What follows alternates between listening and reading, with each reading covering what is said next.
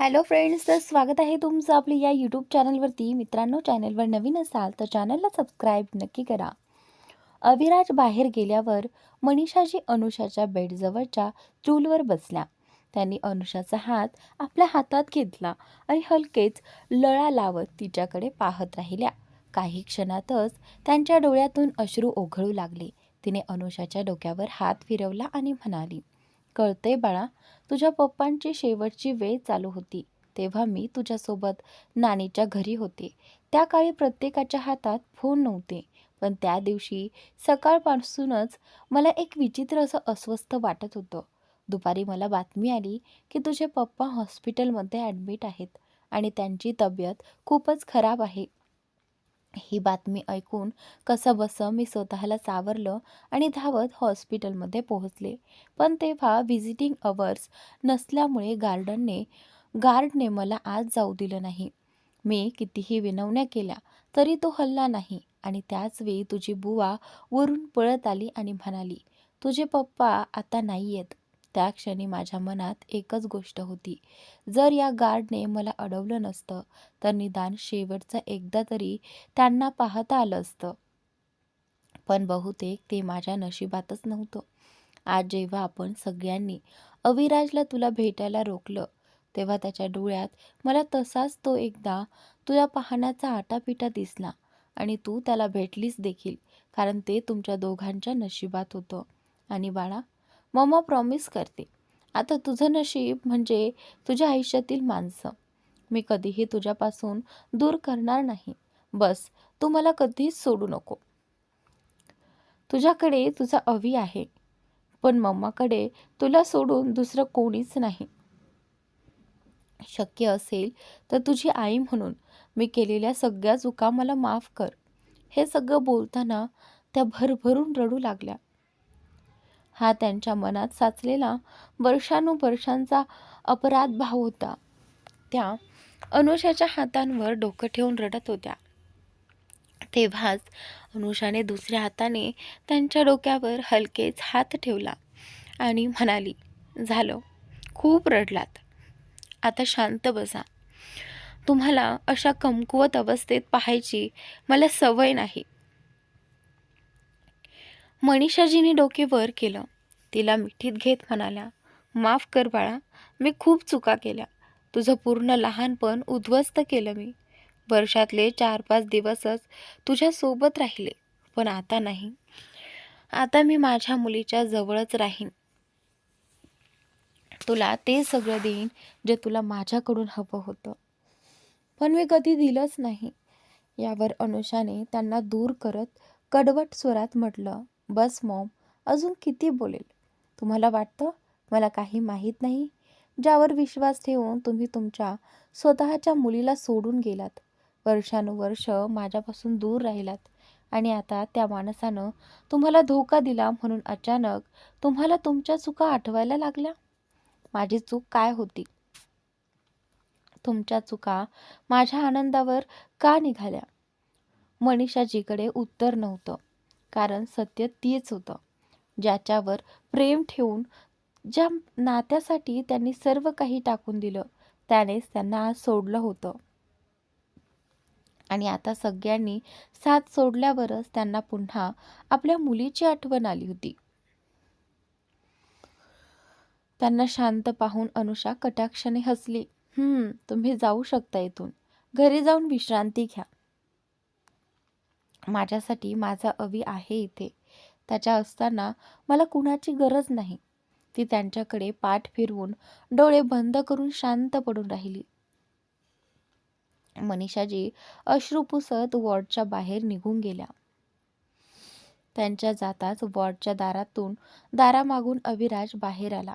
तो म्हणाला, "अनुषाला तिच्या आयुष्यातलं सर्वात मोठं गिफ्ट मी देणार, तिची आई पुन्हा तिच्या जवळ आणून."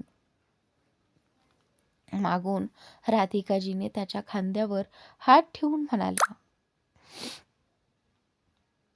"शुक्रिया, मला माहीत आहे तू हे करू शकतोस."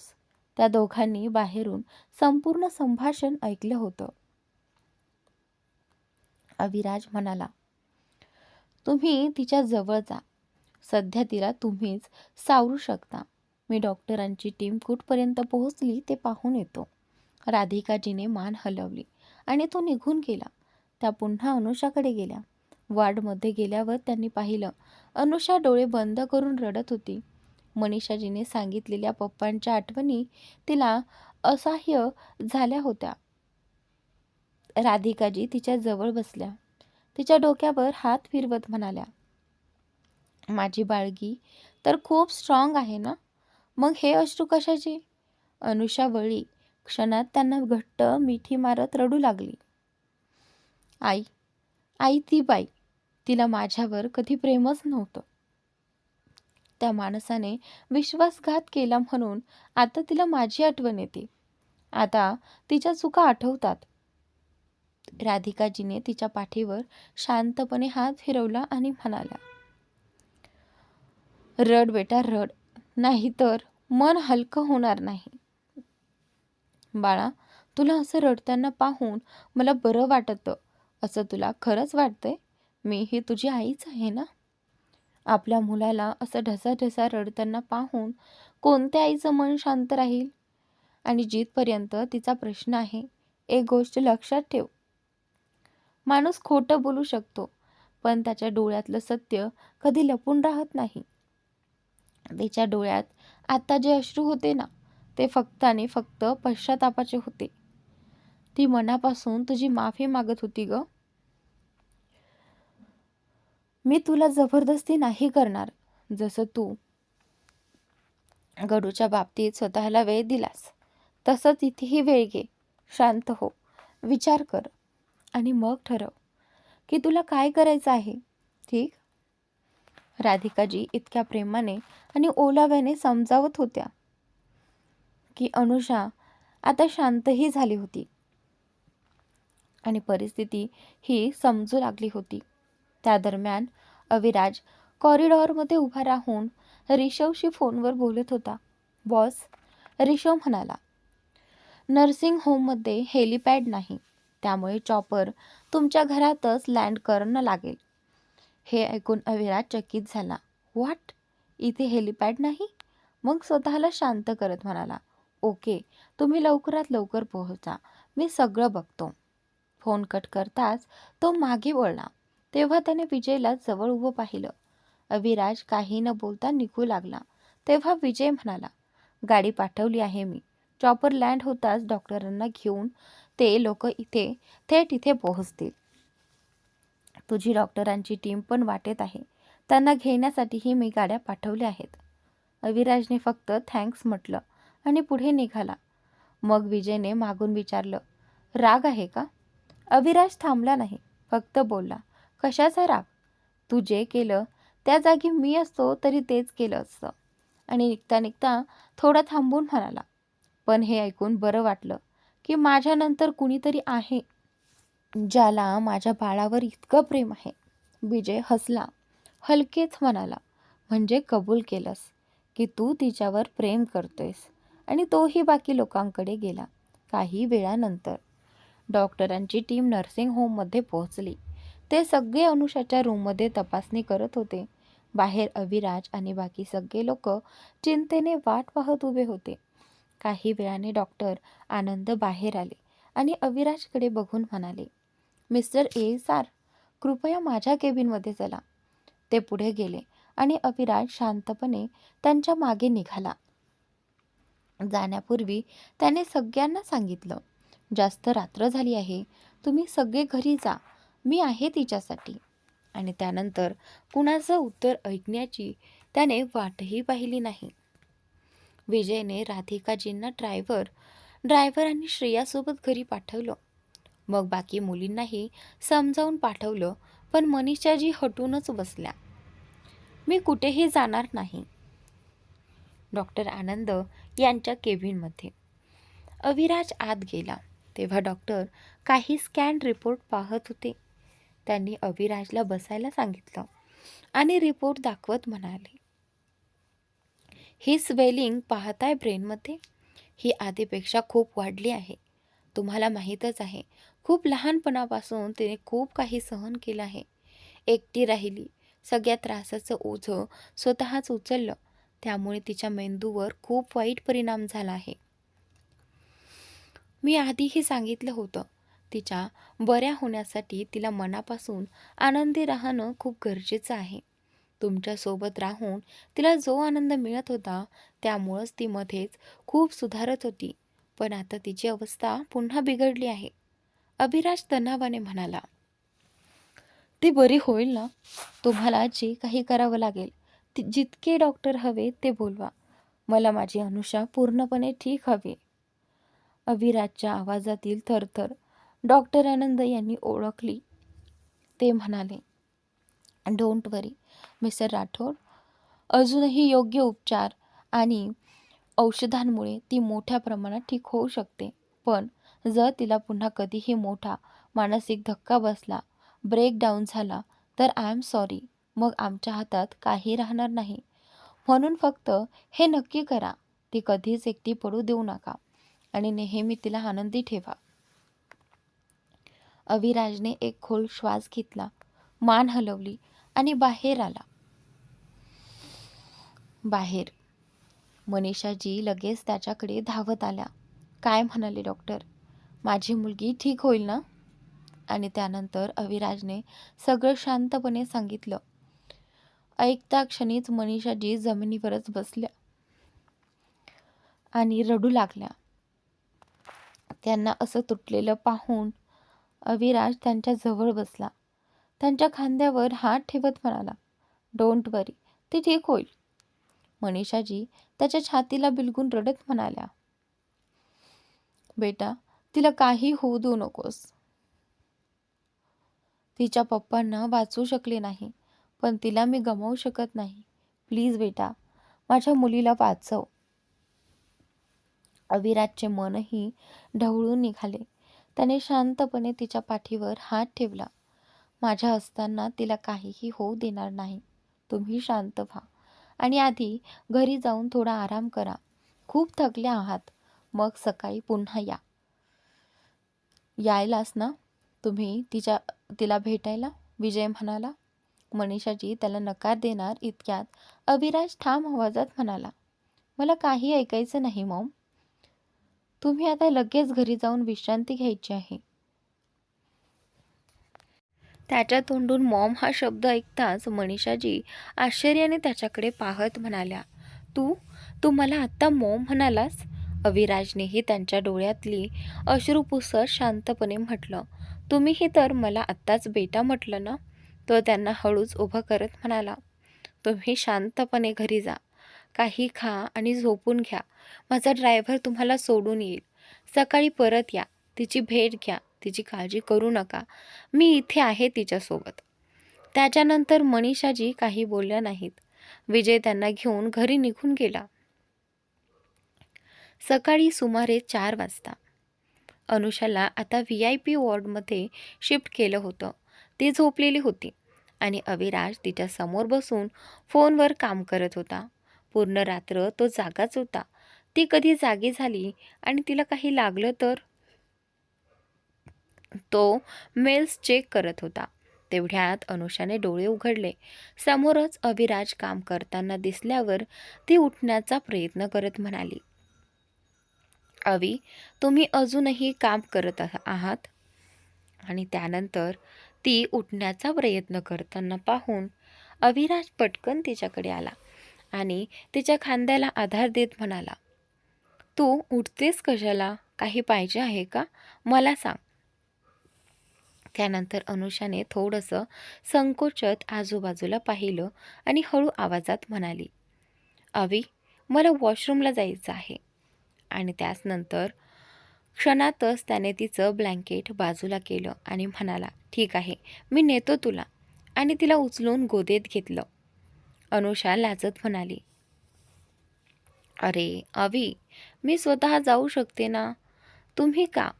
त्यानंतर ती बोलत असतानाच अभिराजने तिच्या डोळ्यात बघत हसून विचारलं, असं काय आहे जी मी याआधी पाहिलं नाही?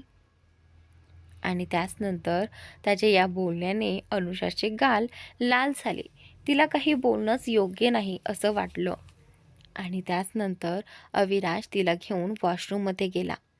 आत मदत केली आणि पुन्हा तिला गोदेत घेतच बाहेर येऊन बेडवर सावधपणे झोपवलं. अनुषा त्याच्याकडेच पाहत म्हणाली, अवी, तुम्ही पूर्ण रात्र झोपलातच नाही. थोडा वेळ घरी जाऊन आराम करा. मग सकाळी परत या. इथे नर्स आहे माझी काळजी घेण्यासाठी. अविराज पाण्याचा ग्लास घेऊन आला आणि म्हणाला, तुझ्या बाबतीत मी माझ्याच सावलीवर विश्वास ठेवत नाही. नर्सवर कसा ठेवू? तो पाणी पाजून ग्लास ठेवायला गेला तेव्हा अनुषाने हात पुढे करत त्याला बोलावलं, इकडे या. अविराज तिच्याकडे वळला. तो जवळ येताच अनुषाने त्याला मिठीत घेत म्हणाली, हा बेड इतका मोठा? तुम्ही इथे झोपा ना त्या माझ्या शेजारी. त्यानंतर अविराज तिच्याकडे पाहू लागला. काय बघता तुम्ही असं? चला ना, ती त्याचा हात ओढत म्हणाली. ती पूर्ण ताकद लावून त्याला ओढत होती, पण ती खूपच अशक्त होती. तिच्यात इतकी शक्ती नव्हती की त्याला हलवूही शकेल. शेवटी अविराज हसत हार मानून तिच्या शेजारी बेडवर आला. तो लेटताच अनुषाने पटकन त्याला मिठी मारली आणि त्याच्या छातीजवळ डोकं ठेवलं, जसं ती नेहमी झोपायची. तिच्या त्या ओळखीच्या स्पर्शाने अविराजच्या चेहऱ्यावरही हलकी स्मित उमटली. तो तिचे केस हलकेच कुरवाळत म्हणाला, किती दिवसांनी तू माझ्या मिठीत झोपतेस माहिती आहे तुला? आता जास्त बोलू नका आणि झोपा, अनुषा मंद स्वरात म्हणाली आणि त्याचा हात स्वतःच्या कमरेवर ओढून ठेवला. अविराजनेही तिला घट्ट मिठीत घेतलं. तिच्या कपाळावर एक किस केला आणि तिचे केस कुरवाळत डोळे मिटले.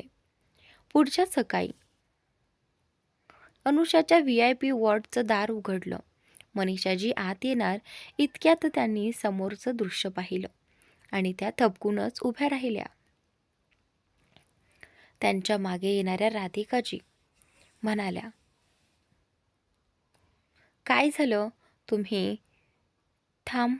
आणि पुढचं दृश्य पाहताच त्यांच्या चेहऱ्यावरही एक ऊबदार स्मित उमटलं. समोर अनुषा आणि अविराज एकमेकांना बिलगून शांत झोपले होते.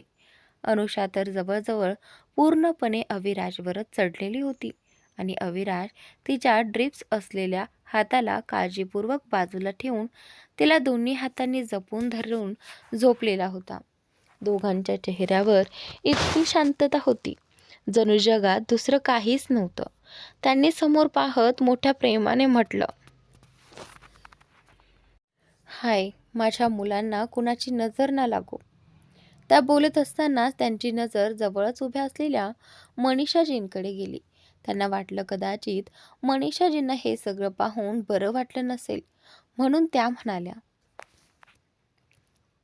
बहीणजी, ते मुलं. पण त्यांच्या बोलण्यात मध्येच मनीषाजी म्हणाल्या, अविराज कदाचित पूर्ण रात्र झोपलाच नसेल. मुलांना झोपू द्या. चला आपण बाहेर जाऊ. असं म्हणत त्या वॉर्डमधून बाहेर निघून गेल्या. हे ऐकून राधिकाजी तर थबकूनच गेल्या. त्यांनी कधी कल्पनाही केली नव्हती की मनीषाजी असं काही बोलतील. थोडं थांबून त्यांनी पुन्हा एकदा झोपलेल्या अविराज आणि अनुषाकडे पाहिलं आणि मग वाटचं दार हलकेच बंद करत त्या बाहेर आल्या. सकाळी साधारण 9 वाजता अविराजची झोप एका फोन कॉलमुळे उघडली. त्याने डोळे उघडून हलकं स्मित करत आपल्या मिठीत शांतपणे झोपलेल्या अनुषाकडे पाहिलं. नंतर सावधपणे तिचा हात अलगद सोडत फोन उचलला. कॉल ऋषवचा होता. तो उठून ग्लास विंडो जवळ जाऊन बोलू लागला. तो बोलत असताना अनुषाची ही झोप हळूच खुलली. तिने डोळे चोळत अविराजकडे पाहिलं आणि त्याच्याकडे प्रेमाने पाहत राहिली. तेवढ्यात अविराजने कॉल संपवला आणि मागे वळून म्हणाला, गुड मॉर्निंग बच्चा, उठलीस? अनुषाने दोन्ही हात त्याच्याकडे पुढे करत गोडपणे म्हटलं, हग्गी. आणि त्यानंतर तिच्या या गोजीरवाण्या हावभावावर अविराज हसला आणि पुढे जाऊन तिला घट्ट मिठी मारली. मग तिला उचलून गोदेत घेत थेट वॉशरूमकडे निघाला. आत गेल्यावर त्याने आधी तिचे ब्रश करून घेतले आणि मग तिला अंघोळही घालून घेतली. अनुषाने खूप नाखुश होऊन टाळाटाळ केली, पण अविराज तिचं कुठलं ऐकणार होता. काही वेळानंतर वॉशरूमचं दार उघडलं आणि अविराज अनुषाला गोदेत घेऊन बाहेर आला. त्याने तिला हळूच बेडवर बसवलं आणि टॉवेलने तिचे केस पुसायला लागला. तेवढ्यात वॉर्डमध्ये नर्स आली. मॅम, तुम्ही बाथ घेतला का, ती विचारत होती. आणि त्यानंतर अनुषा काही उत्तर देणार इतक्यात अविराज म्हणाला, तुम्ही जा आणि मॅमचं ब्रेकफास्ट घेऊन या. नर्स ही लगेच बाहेर गेली. तेवढ्यात ऋषव वॉर्डमध्ये आला. ऋषव बघून अनुषा म्हणाली, अरे तू यावेळी इथे? त्यावर ऋषव म्हणाला, मॅम, मी बॉससाठी कपडे आणि काही आवश्यक वस्तू घेऊन आलो आहे. अविराजने त्याला त्या वस्तू बाजूला ठेवण्याचा इशारा केला. सर्व ठेवून झाल्यावर ऋषव अनुषाला म्हणाला, सॉरी मॅम, मी काल येऊ शकलो नाही. It's okay Rishav, I know तू लॉस एजन्सला गेला होतास डॉक्टर स्टीफन यांना आणायला. अनुषाने उत्तर दिलं. ऋषवने होकारार्थी मान हलवली आणि अविराजकडे पाहत म्हणाला, बॉस, ते बाहेर सगळे मॅमला भेटायला वाट पाहत आहेत आणि त्यानंतर त्यांना आत पाठवा. अविराज हातचं काम करतच म्हणाला. परवानगी मिळताच ऋषव बाहेर गेला आणि सर्वांना आत बोलावलं. सर्वात आधी मनीषाजी आणि राधिकाजी आत आल्या. आत येताच त्यांनी पाहिलं, अविराज टॉवेलने अनुषाचे केस पुसत होता.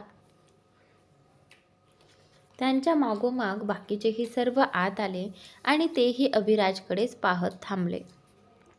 सगळे तिथेच होते. अविराजने अनुषाला व्यवस्थित बेडवर झोपवत म्हणाला, तू सगळ्यांना भेटून झालीस ना, मी शॉवर घेतो, असं म्हणत त्याने सोफ्यावर ठेवलेला बॅग घेतला आणि वॉशरूममध्ये गेला. त्याच्या जातात सगळेजण पटकन अनुषाच्या जवळ आले आणि एक एक करून तिच्याशी बोलू लागले. थोड्या वेळाने रंज पुढे आला आणि अनुषाच्या बाजूला उभा राहून म्हणाला, how are you feeling now silly? पूर्वीपेक्षा बरी आहे, अनुषा हसत म्हणाली. दोघांनी काही वेळ गप्पा केल्या आणि नंतर रंजने तिला बाजूने हळूच मिठी मारत म्हटलं, गेट वेल सून, आणि तिच्या डोक्यावर हलकं चुंबन दिलं. तेवढ्यात वॉशरूमचं दार उघडलं आणि बाहेर पडताच अविराजच्या नजरेसमोर पहिल्यांदा हाच दृश्य आलं. त्याने एका कटाक्षाने रंजकडे पाहिलं, पण काहीही बोलला नाही. तेव्हाच वॉर्डमध्ये नर्स अनुषाचा ब्रेकफास्ट घेऊन आली. अविराजने टेबलकडे इशारा करत म्हटलं, खाना तिकडे ठेवा. नर्सने टेबलवर ठेवत सांगितलं, सर, मॅडमचे काही टेस्ट आहेत दुपारी, तोपर्यंत डॉक्टरांनी त्यांच्या डाएटमध्ये हेच हलकं खाणं सांगितलं आहे. अविराजने मान हलवली. नर्स तिथून निघून गेली. तो जाऊन अनुषाच्या समोर बेडवर बसला. सूपचा बाऊल उचलून त्याने चमच्यात सूप घेऊन फुंकर घातली आणि ते अनुषाच्या तोंडासमोर धरलं. अनुषाने चिडलेला चेहरा करत म्हटलं, अवी, पुन्हा सुरू झालं तुमचं टॉर्चर माझ्यावर. पहिली गोष्ट म्हणजे तुला काही दिवस हेच खायला लागेल आणि दुसरी गोष्ट, तू काही लहान मुलगी नाहीस, त्यामुळे हा चेहरा करणं बंद कर आणि चुपचाप तोंड उघड. अशा थोड्या रागाच्या सुरात म्हणत त्याने चमचा तिच्या तोंडासमोर ठेवलाच. हे ऐकून सगळेजण हसू दाबू लागले आणि मनीषाजी तर अवाक होऊन पाहत होत्या. त्यांच्या मुलीला कोणी अशा रागानं बोलूही शकतं, हेच त्यांना आश्चर्य होतं. त्यांना वाटलं, आता तर अविराजची वाट लागली. त्यांची मुलगी ना तो सूप पिणार ना त्याचं ऐकणार. पण त्यांनी पाहिलं, अनुषा चेहरा वाकवून का होईना, पण सूप शांतपणे पिऊ लागली. हे पाहून मनीषाजी तर धक्क्यात गेल्या. त्यांच्या हट्टी मुलीने कोणाची डाट चुपचाप ऐकली उलट शब्दही परत केला नाही आणि त्यांचं ऐकलंही.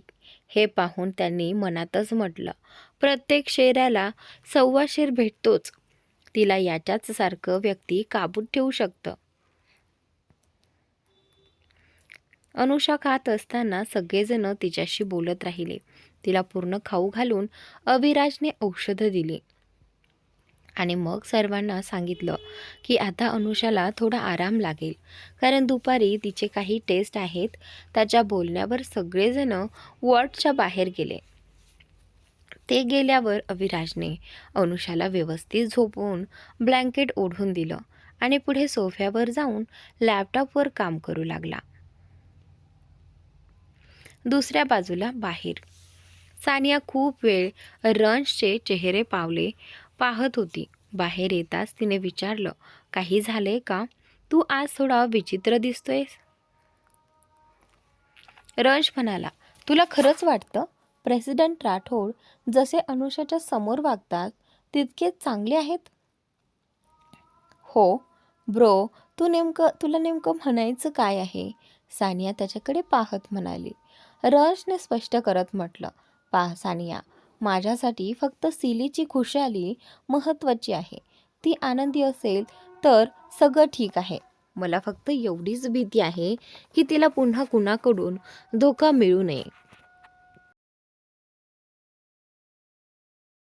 सानियाने त्याचे हात पकडत सांगितलं, लिसन रंश, तुला कदाचित माहीत नसेल, पण आधीही प्रेसिडेंट राठोड अशाच प्रकारे अनुषाची काळजी घेत होते. तेव्हा कदाचित ते हमदर्दी होतं, पण आता त्यांच्या डोळ्यांमध्ये अनुबद्दलचं प्रेम अगदी स्पष्ट दिसते. त्यामुळे चिंता करू नकोस. दोघं बोलत होते तेवढ्यात त्यांना मागून ऋषव दिसला. सानिया रंशचा हात धरलेला पाहून त्याचा संताप वाढत होता. दात आवळत तो मनातच म्हणाला, हा मुलगा, बॉस काही करो न करो माझ्याच हातून याचं काहीतरी होणार. आतमध्ये सुद्धा मॅडमला कसा चिकटला होता आणि आता इथे. सानियाकडे पाहत तो पुटपुटला, हिला तरी काय बोलणार? जेव्हा घरचाच माणूस असं वागत असेल तर बाहेरचा तर चान्स मारेलच ना.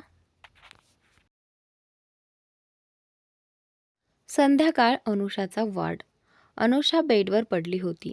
ती फार थकलेली दिसत होती. संपूर्ण दुपारभर तिचे अनेक टेस्ट झाले होते. अविराज तिच्या शेजारी बसून तिचं डोकं दाबत होता. अनुषाने थकलेल्या आवाजात त्याच्या मांडीवर डोकं ठेवत म्हटलं, अवी, मला घरी जायचे. इथे राहिले तर हे लोक टेस्ट करत करत अगदी संपवून टाकतील मला. आणि त्यानंतर रिपोर्टर्स येऊ देत, मग लगेच घरी जाऊ, ठीक? अविराजने प्रेमाने तिच्या डोक्यावरून हात फिरवत सांगितलं. अविराज बोलत असताना अनुषा तशीच झोपली. ते पाहून त्याने तिचं डोकं परत उशीवर ठेवलं. तिला ब्लँकेट ओढून दिलं. कव्हर करत अविराजने तिच्या कपाळावर हलकंसं चुंबन घेत म्हणाला, बस, आता तू लवकर बरी हो माझ्या बाळा. असेच काही दिवस गेले. या दिवसात अविराज सतत अनुषासोबतच होता. तिला अंघोळ घालण्यापासून जेवण देणं, औषध देणं सगळं काही तोच करत होता. अनुषा ही आधीपेक्षा खूप सुधारली होती. अविराज अनुषाची इतकी काळजी घेतोय हे पाहून मनीषाजींचंही त्याच्याकडे पाहण्याचं दृष्टिकोन बदलू लागलं होतं. शिवाय रोजच्या येण्या जाण्याने त्यांचं आणि राधिकाजींचं नातंही अधिक जवळचं झालं होतं. आज शेवटी अनुषाला डिस्चार्ज मिळणार होता, किंवा खरं तर तिनेच सतत आग्रह करून अविराजला डॉक्टरांकडून डिस्चार्ज करून घ्यायला भाग पाडलं होतं. जिथे अविराज तिचं बॅग पॅक करत होता तिथेच अनुषा बेडवर उड्या मारत होती. शेवटी तिने आपली जिद्द जिंकली होती. या काही दिवसात तिने घरी जाण्यासाठी अविराजचं अक्षरशः नादान करत ठेवलेलं होतं. चला बाळा, अचानक वॉर्डमध्ये येत मनीषाजी म्हणाल्या. हे ऐकून अनुषाने त्यांच्याकडे विचित्र चेहऱ्याने पाहत म्हटलं, चल म्हणजे मी तुमच्यासोबत नाही, अभिच्या सोबत जाणार आहे. आणि ती अविराजकडे पाहू लागली. तिच्या तोंडून हे ऐकून मनीषाजी अविराजकडे पाहू लागल्या. दोघेही त्याच्याकडून स्वतःच्या बाजूचा आधार मिळेल अशी आशा करत त्याच्याकडे पाहत होत्या. तेव्हा अविराज म्हणाला, बच्चा, तू मॉम सोबतच घरी जाणार आहेस. हे ऐकून अनुषा थक्क झाली. अविराज तिला आपल्यासोबत न नेता तिच्या आईसोबत जाण्यास सांगेल हे तिने कधीच विचारलं नव्हतं. त्याच्या उलट मनीषाजींच्या चेहऱ्यावर मात्र स्पष्ट आनंद होता. खरं तर अविराजने आधीच त्यांच्याशी ठरवून ठेवलेलं होतं की डिस्चार्ज नंतर अनुषा त्यांच्यासोबतच जाणार. अनुषाने धक्क्यातून विचारलं, अवी, तुम्हाला स्वतःलाच कळते का काय बोलताय? मी तुमच्यासोबत आपल्या घरी जाणार आहे, ओके?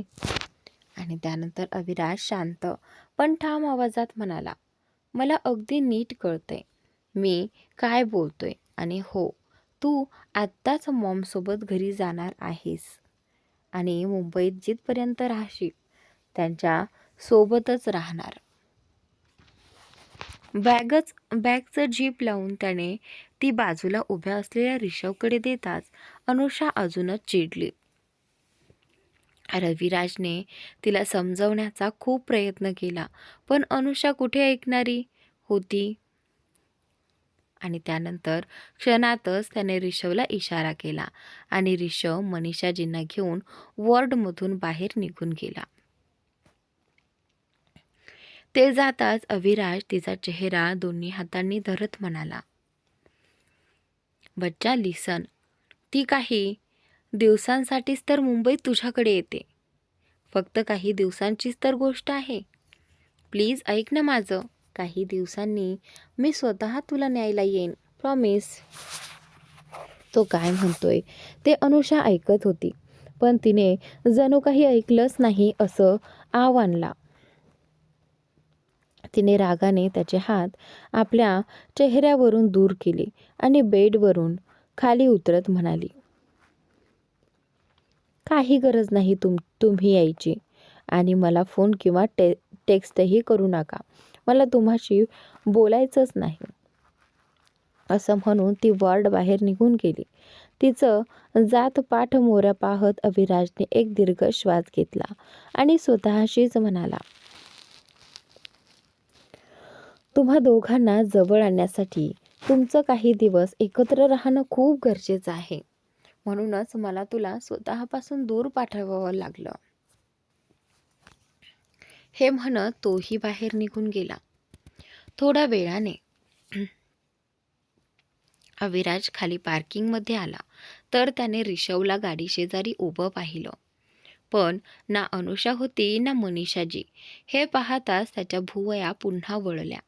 तो ऋषवकडे पाहत विचारतो, दोघी कुठे गेल्या आणि तू इथे एकटाच काय करतोयस? आणि त्यावेळी त्यावर ऋषवने मान खाली घालत सांगितलं, हो ओ बॉस, मॅडम खूप रागात आल्या होत्या. म्हणाल्या त्यांना लगेच इथून जायचे. मी सांगितलं की तुम्ही त्यांना घरी सोडायला जाणार आहात, पण त्यांनी साफ नकार दिला. म्हणाल्या मला अभिराज सोबत कुठेही जायचं नाही आणि सरळ जाऊन गाडीत बसल्या. वर त्यांच्या आईलाही धमकी दिली की जर त्या सोबत आल्या नाहीत तर त्या एकट्याच निघून जातील. मग त्यांना भागून त्यांच्यासोबत जावं लागलं.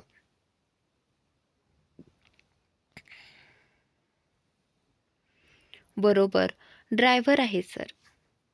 डोंट वरी. हे सगळं ऐकताच अविराजने डोळे घट्ट बंद करून स्वतःला आवरत म्हणाला, ही मुलगी आणि गाडीत बसून निघून गेला. तो नर्सिंग होममधून थेट ऑफिसला गेला. इतके दिवस न गेल्यामुळे त्याच्याकडे खूप कामं पेंडिंग होतं. ते संपवता खूप उशीर झाला. यामध्ये त्याने एकदाही अनुषाला फोन केला नव्हता. रात्री साधारण 10 वाजता अविराज अविशा पॅलेसमध्ये होता. ऑफिसमधून येऊन फ्रेश होऊन तो जरा आडवा पडणार इतक्यात त्याला अचानक आठवलं, कोणीतरी त्याच्यावर भयानक राग करून बसलंय आणि वर वर दिवसभराच्या धांदलीत त्याने तिला एकदा तरी फोन केला नव्हता. हे आठवताच त्याने लगेच मोबाईल घेतला. नंबर डायल करत म्हणाला, ओ नो बेटा अविराज, आज तर तू संपलास. दुसरीकडे अनुषा बेडवर पोटावर झोपून एखादं कादंबरी वाचत होती. तेवढ्यात फोन वाजला. फोन पाहताच ती लगेच उचलणार होती, पण स्वतःलाच थांबवत म्हणाली, असं दिवसभर काही आठवलं नाही आणि आता फोन करायचं भान आले. वाजू दे, नाही उचलणार मी. मग थोडं विचार करून म्हणाली, पण त्यांचा आवाज ऐकायचीही इच्छा होते. आता काय करू? आणि त्यानंतर ती फोन एका हातात आणि दुसऱ्या हाताने डोकं खाजवत बसली. अचानक तिला काही सुचलं. हो, थोडा वेळ वाजू देते, मग उचलते. त्यांनाही कळू द्या की मी किती रागावले आहे. ती पुन्हा कादंबरी वाचू लागली. फोन वाजत वाजतच कटही झाला. अनुषा फोनकडे पाहत पुन्हा कॉल येण्याची वाट पाहत बसली, पण बिचारी वाटच पाहत राहिली. 25 मिनिटांपेक्षा जास्त वेळ झाला तरीही कोणताही कॉल नाही. आता तिचा राग 7व्या आसमानी होता. ती फोनकडे बघत म्हणाली, किती वाईट माणूस आहे हा. फक्त एकदाच फोन. अरे मी रागात आहे, किमान 3-4 कॉल तरी करायला हवेत ना. हैराण केला. पुन्हा विचार करून ती स्वतःशीच म्हणाली, किंवा माझ्या न उचलण्यामुळे त्यांना वाटलं असेल मी झोपले आहे. काय करू काय करू. ती खोलीत चक्रा मारू लागली. मग थोडी थांबून म्हणाली, मीच का फोन करू एकदा. ती हे विचारात असतानाच बाल्कनीतून एखादी जड वस्तू पडल्यासारखा मोठा आवाज आला. अचानक झालेल्या आवाजाने ती घाबरली, पण स्वतःला धीर देत हळूहळू बाल्कनीकडे गेली. ती पडदा बाजूला करणार तितक्यात कुणीतरी आत शिरलं. अनुषा किंचाळणार होतीच तेव्हा त्या व्यक्तीने पटकन तिच्या तोंडावर हात ठेवला. तिला भिंतीवर हलकेच दाबलं आणि स्वतः तिच्या समोर उभा राहिला. रूममध्ये अंधार होता. फक्त बाल्कनीतून येणाऱ्या चांदण्याच्या प्रकाशाने हलकीशी उजळण होती. त्या व्यक्तीच्या स्पर्शातूनच अनुषाला कळलं की तो कोण आहे. तिने त्याचा चेहरा पाहिला. तो अविराज होता.